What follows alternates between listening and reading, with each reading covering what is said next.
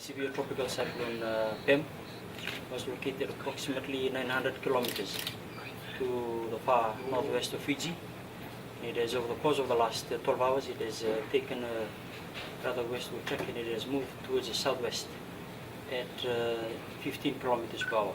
And on that particular track, it is heading directly for the central and the southern part of Vanuatu.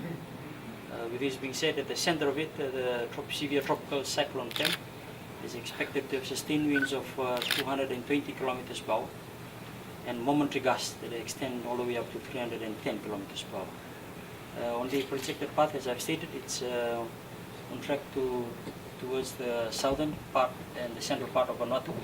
But over the course of the next 48 to 72 hours, it will take a turn in its track and it will move in towards the southeast. And with that being stated, it's not expected to affect Fiji, but the associated weather is what we're experiencing right now.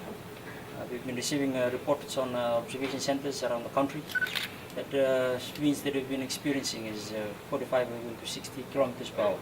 Our stations in Sawerara, in Rakiraki, and also in Bunolevu. There is also heavy rain that we've been experiencing over the course of the last 24 hours as well, and this is primarily in the Lau Group and in Bunolevu as well. With the track expected to track to the south and then eventually track to the far southwest of Fiji, there is still a heavy rain warning that is in force for the group, and also a strong warning for all mariners out there, for maritime regions out there, for Fiji.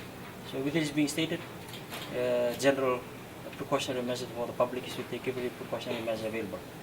With the anticipation, even though that tropical cyclone Pem is far distance away, and it's the threat right now is for Vanuatu, and for eventually it will go on into for New Caledonia's area of responsibility.